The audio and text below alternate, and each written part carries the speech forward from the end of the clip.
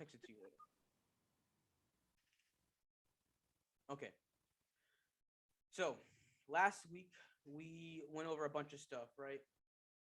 We went over variables using the let keyword, the var keyword, the const keyword, where we set a variable to equal. That's not a good name. To equal whatever we set this variable to. You know, it could be a number, it could be a string, it could be an object, it could be an array. And do we all remember what an array and an object are? An array is a collection of items, right? They could be numbers, they could be strings. Doesn't really matter. Uh, Usually, in most coding languages, we try to keep an array of one being one type. In JavaScript, we don't have an actual array; we have a list as a variation of an array, basically. We don't have to keep one type, but it is good practices just to keep one singular type inside of one type of um, array, right? You shouldn't really mix types unless you have to. We also had functions like our add function from last week, where we write the function keyword, then the name of the function, followed by parentheses where we'll add our parameters for the function. So remember, we can think of that like f of x when we're thinking about this equation. So whatever we pass into this parameter section between the parentheses, we can now use in our function. So if we had a and b, a and b, we could then use a and b in our function, right? And remember, if we want our function to return something, we have to use the return keyword followed by the return expression. Okay. We also have conditionals. So we have if statements. You know, if Joshua equals, say Joshua, right? If this is true, then we run the code. We run whatever inside this code block. If this is not true, we can catch this with an else block. All right, so if this is true, let's give you a better example. So let's create a phone number, 718-322-1255. It's not an actual number, don't call it. We can check that our phone variable is equal to this number. Of course, this will always be true unless we change the phone variable itself. And if it's not, then we're going to run this else block, which is the code between this curly bracket and this curly bracket. Okay, we can also set an additional conditional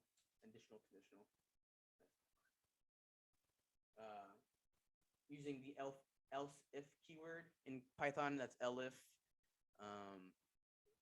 C#, I think it's still else if, but maybe together. And we do the same like we did on either conditional. Except else. We look for an expression. If the expression is true, then we run the code inside the code block. All right, and that could be anything. All right, we also learn for loops.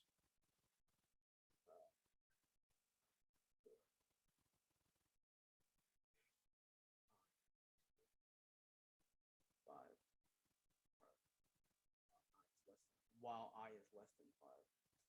I plus. Okay.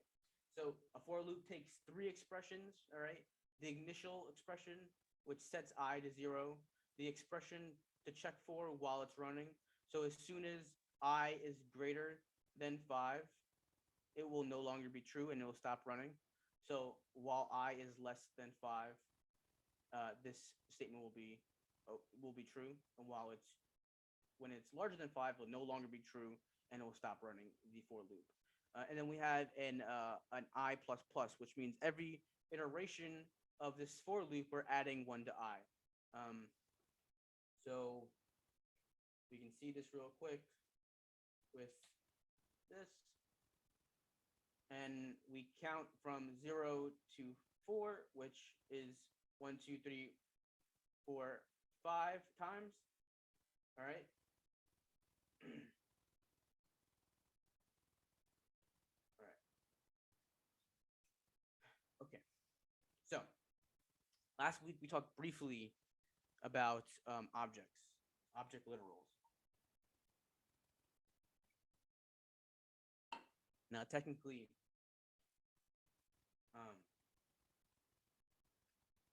objects have methods that are attached to them, and objects have keys and value pairs, right? Like we see up here. So up here, I have a user object, right? Now, let's think hypothetically, this user is me, or this user is the representation of me to your website, you know?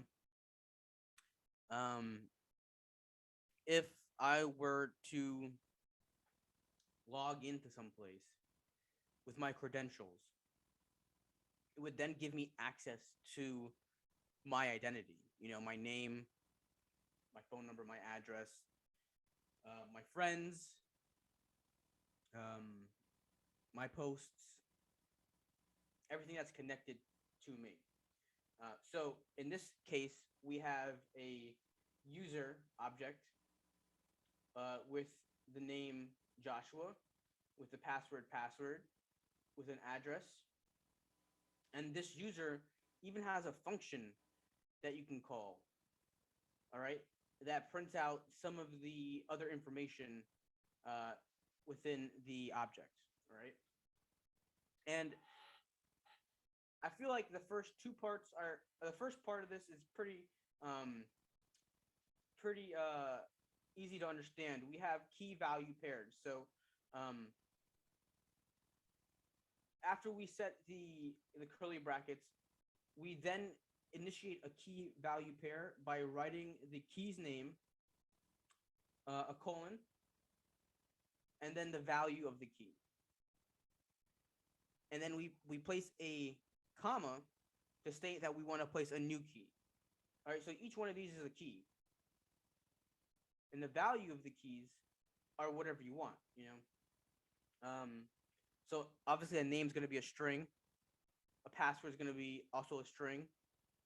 An address is technically a string because it's a combination of words and letters.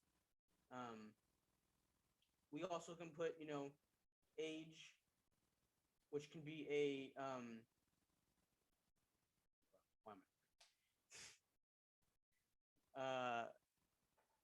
we can put age as another key value pair, so it could be a number.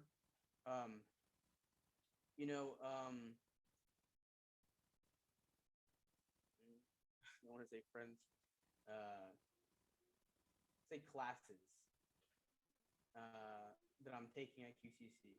Let's say QCC class.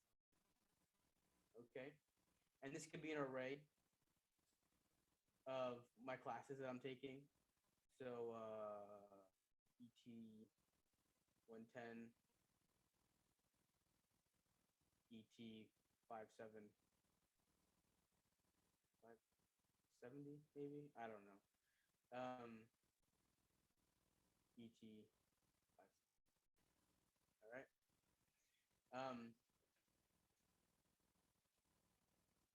And finally, we can have this is not. We also can have functions that are tied to our object. All right. So you can see how this could be really helpful when we have a lot of different. We're trying to think of something conceptually, you know. We have to think of the um, and I'm using this word not as a computer object, but the physical object that we're trying to describe. Um, so let's think about some objects just in our daily lives, right? Um, let's stoplight. Okay. Now we also can use var and const. All right. I just use let because it doesn't matter why.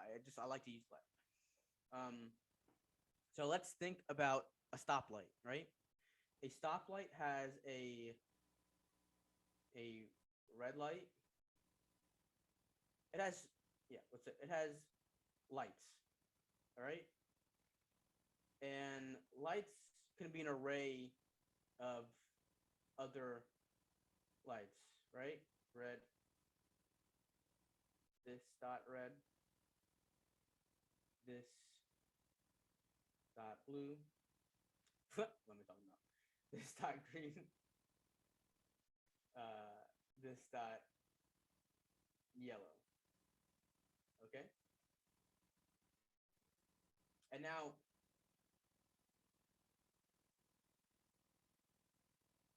we notice how I use a this keyword. When I use a this keyword inside of an object, I'm referring to the actual key. All right. So if I say this dot red, I have to make a key named red. And I'm gonna set it to red. Or actually, you know what? Stop. I'm gonna say green, which is equal to go, and yellow, which is slow down, speed up. Always slow down. All right.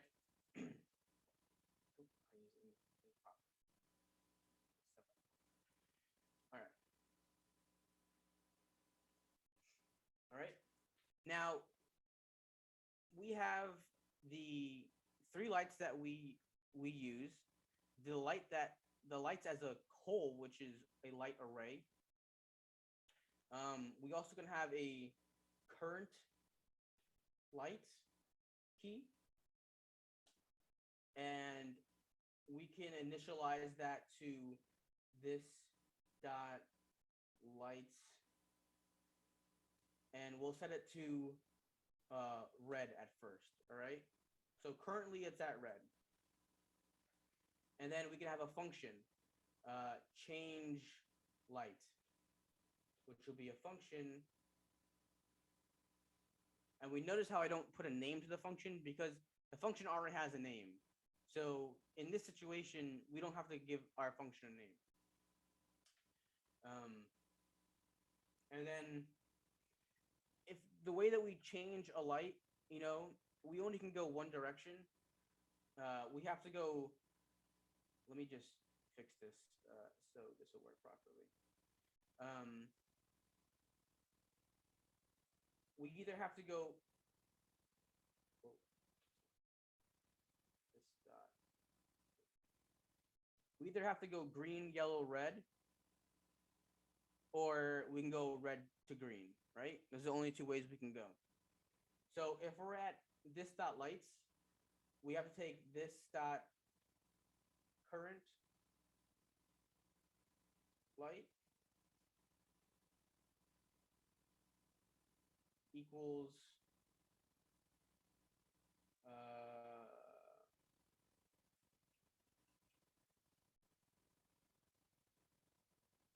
it's kind of tough to do. But just say for right now, we wanted to go from red to green. So hypothetically, we're just saying this dot lights 2, which will be green. All right. So we can change this key name to red to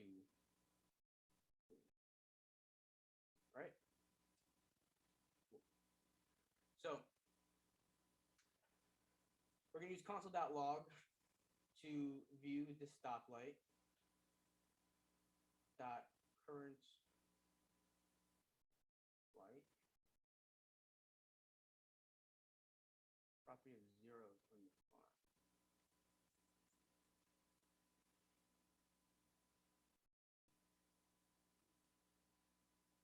Usually means I forgot to put some.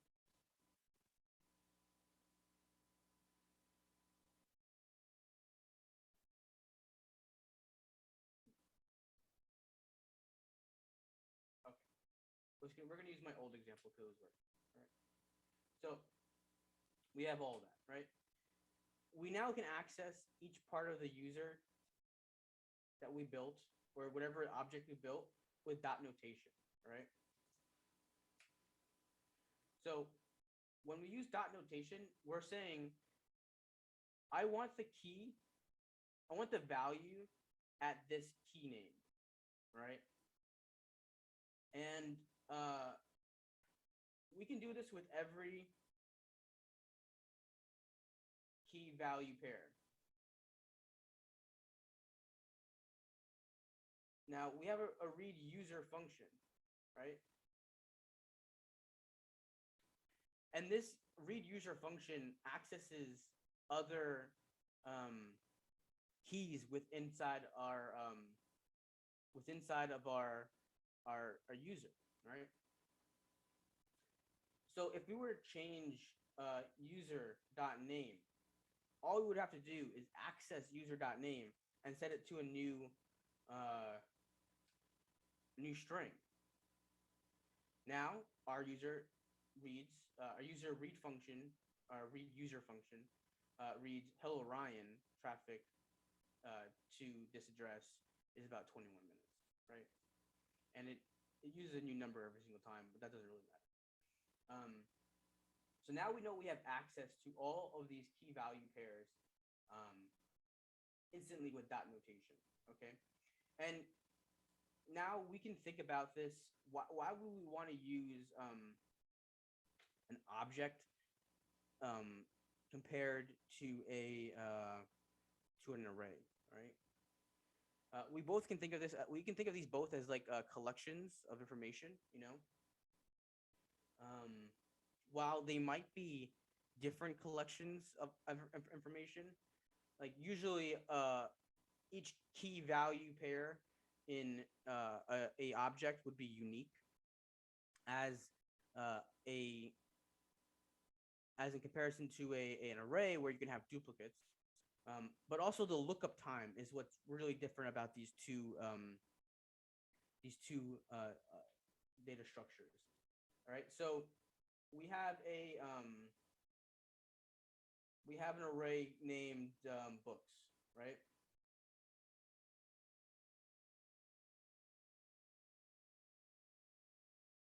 And we have different books in here. 9284.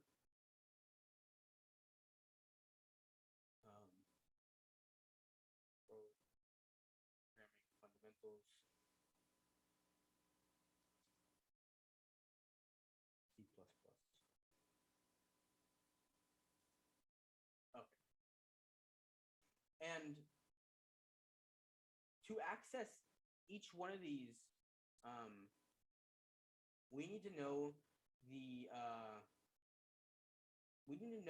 exact placement of that index. Remember, so if we wanted to access the index 0, we need to put in box notation 0, which will give us access to 1984, right? If we wanted 2, which is the last one, it can give us C++ is fun, right? This is good when we're searching through a data structure. If we need to look for something, we don't know where it is, we can search one by one. We can move through an array pretty easily by changing the numbers, right? But that's not very fast. If you think about it, we have to look through every single place to find what we want in order to get what we want. So in an array of well, the length of two, what, three placements, right? And the object that we want is the last placement, it would take us three trips in our code to find what we want. And in a situation where we have 100,000 or 200,000 or 500,000 entries in an array, doing that could take forever, depending on what you're looking for. And that's why we made an object, all right? So an object we can't search that easily through. Like we won't be able to go through. I mean, hypothetically, we can turn all the keys into an array, and then we can go through all the keys one by one. But if we know the name of the key, if we know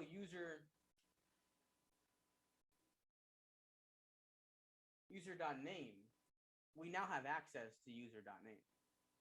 Okay? Does that make sense to everybody? I know I just dropped a lot of bombs on you. Oh, okay.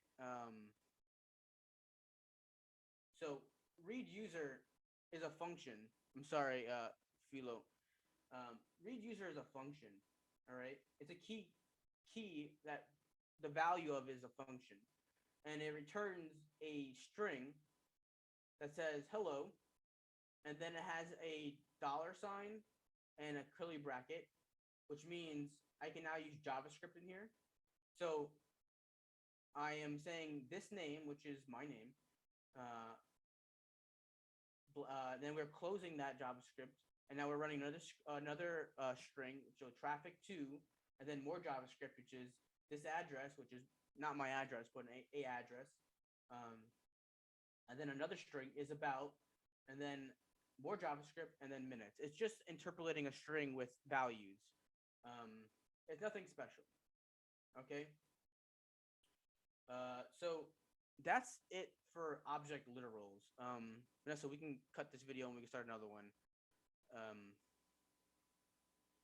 So yeah, we can cut